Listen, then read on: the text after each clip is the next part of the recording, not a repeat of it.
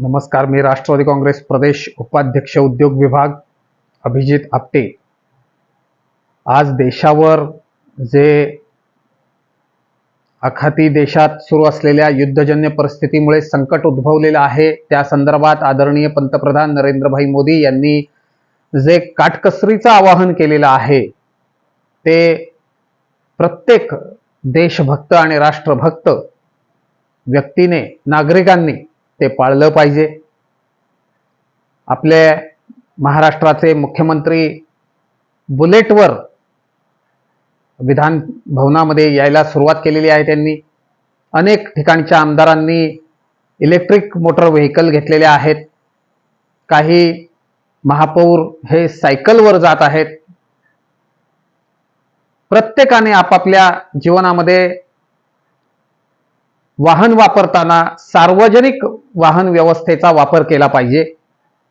कारण crude oil महाग झालंय आणि क्रूड ऑइल वर आधारित मग सगळ्याच गोष्टी आता महाग होणार आहेत. आजच पेट्रोलचा दर जवळपास 3-3.5 रुपयांनी वाढलेला आहे. महाग केल्यामुळे सगळेच दर वाढतात. म्हणजे डिझेल पेट्रोल महाग झालं की सगळेच दर वाढतात. गॅसचा तुटवडा प्रचंड मोठ्या प्रमाणात आहे. उज्ज्वला योजनामुळे घराघरात आता सिलेंडर झालाय आणि त्याचे गंभीर परिणाम सुद्धा आता दिसायला लागलेत. प्रत्येक जण गॅसवर, आणि त्यामुळे आता गॅस जेव्हा तुटवडा झालाय तेव्हा आपण परावलंबी झालोय. कारण गॅस बाहेरून येतो, तर हे परावलंबित्व आता जाणवायला लागलेलं आहे. उज्ज्वला योजना लागू करताना काही वाटलं नाही, पण आता ती भोवती आहे आम्हाला. इथून पुढे आम्ही शिकू. ते अजून थोडा आम्हाला वेळ द्या, म्हणजे आम्ही शिकू. क्रूड ऑइल महागलंय कारण आपण अमेरिकेकडून घेतो, युरोपीय राष्ट्रांकडून घेतो किंवा रशियाकडून घेतो. आता त्यांनी ते 107 रुपये, 110 रुपये, 150 रुपये म्हणतोय मी, पण ते डॉलरमध्ये तुम्ही समजून घ्या. तर डॉलरमध्ये आपण 100च्या पुढे घेतोय आणि मग आंतरराष्ट्रीय बाजारात असलेल्या वाढत्या किमतींमुळे आपल्याला पण तो लोड येतोय.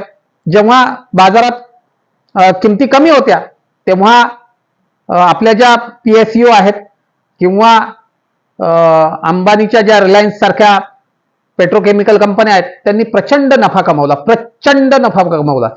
पण आम्ही तो तुम्हाला दिला का? नाही दिला. कारण एकतर त्या उद्योगपतींनी पॉलिटिकल पार्ट्यांना निधी वगैरे दिलेले असतात. उद्योगपती निधी देतात म्हणून तो पक्ष चालतात. त्यामुळे थोडासा नफा त्यांना होऊ दिला.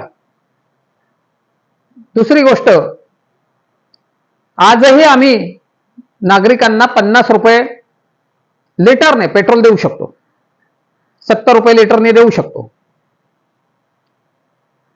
कधी जर आम्ही स्वस्त क्रूड ऑइल आम्हाला मिळालं तर. पण आंतरराष्ट्रीय बाजारात तुम्हाला तर माहिती आहे चढ्या दराने किमती आहेत. म्हणजे माध्यमांच्या माध्यमातून आम्ही तुम्हाला हेच सांगतो की क्रूड ऑइलच्या किमती खूप आभाळाला भिडलेल्या आहेत. प्रत्यक्षात मात्र चायना सारखा देश $65 प्रति बॅरल प्रमाणे इराणकडून तेल खरेदी करतोय. पण काय आहे, आमच्या सरकारांनी तिकडे आमच्या, म्हणजे आम्ही ज्यांच्या बरोबर आहोत आम्ही फार प्रामाणिक आहोत. आम्ही असल्या भानगडीत पडत नाही. आमचं हेच तत्व आहे, जिओ और जीने दो. शिवशाहू फुले आंबेडकरवादी विचारधारा म्हणजे सर्वांना सोबत घेऊन जाणारी विचारधारा आहे. काय पण आम्ही ज्यांच्या बरोबर आहोत ते महान आहेत, हुशार आहेत, बुद्धिमान आहेत.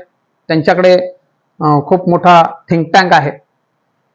त्यामुळे परदेशात तेच जातात, उद्योग तेच आणतात, करार तेच करतात, आणि त्यामुळे मग ते अमेरिका, रशिया सगळ्यांचं ऐकावं लागतं. ते ज्या रेटमध्ये देतील ते घ्यावं लागतं. आणि त्यामुळं महाग क्रूड ऑइल आपल्याला मिळते. कारण दर सगळं अमेरिका ठरवतो, अमेरिका ठरवेल तसं. त्यामुळे आपले पंतप्रधान सुद्धा काही करू शकत नाहीत. $65 प्रति बॅरलने चायना इराणकडून खरेदी करतोय, पण आपण घेणार नाही. घेतलं तर तिकडून डोळे वाटारतील. पण यात आमचा दोष नाही, आमच्या पंतप्रधानांचा सुद्धा दोष नाही. दोष आहे काँग्रेसचा. काँग्रेसनी सवय लावून ठेवली या देशाला विदेशातून सगळं आयात करण्याची, किंवा नियम करार केले की ते पुढे सगळ्यांनी चालवलेच पाहिजेत. अमेरिकेचं ऐकलंच पाहिजे, रशियाचं ऐकलंच पाहिजे, महाग असलं तरी घेतलंच पाहिजे, असे करार आधीपासून करून ठेवले. म्हणून आमची चूक नाही. त्यामुळे लक्षात घ्या, आजही तुम्हाला 65-70 रुपयांनी 50 रुपयांनी सुद्धा देऊ शकतो आम्ही, पण आम्ही देणार नाही. कारण आम्ही इराणकडून खरेदी करणार नाही. $65 प्रति बॅरल मिळतंय, पण आम्ही खरेदी करणार नाही. आम्ही अमेरिकेकडूनच करणार. तुम्ही सहन करा, तुम्ही सहन करा. तुम्ही राष्ट्रभक्त आहात, तुम्ही देशभक्त आहात, तुम्ही हिंदुत्ववादी आहात, म्हणून आपण सगळ्यांनी सहन करायचं आहे.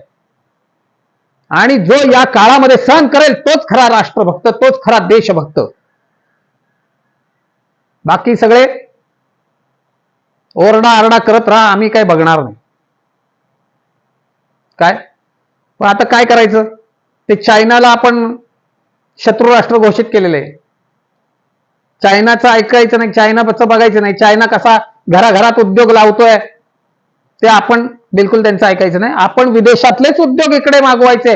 पेप्सी, कोका कोलाने आपल्या कोकणच्या सावित्री नद्यांचं गटार झालं तरी चालेल, पण आपण मत मात्र आम्हालाच द्यायचं, लक्षात ठेवा. म्हणजे आमच्या बडे भैयांना, आम्ही त्यांच्या सोबत आहोत. आमचं पण सरकार येईल. जेव्हा आमचं सरकार येईल तेव्हा या राज्यात छत्रपती शिवाजी महाराजांनी घालून दिलेल्या आदर्शांप्रमाणेच हा महाराष्ट्र चालेल, याची सुद्धा आम्ही ग्वाही देतो. 2 मिनिटं या ठिकाणी मी मांडले शब्द आणि तुम्ही ऐकलेत, त्याबद्दल धन्यवाद. पुढच्या पार्टमध्ये मी आणखीन काही वेगवेगळे विषय घेऊन येणार आहे. त्यामुळे आमचा हा जो काही चॅनल आहे, ज्यांनी माझी मुलाखत घेतली त्याला जास्तीत जास्त सबस्क्राईब करा, लाईक करा, शेअर करा. धन्यवाद. जय राष्ट्रवादी.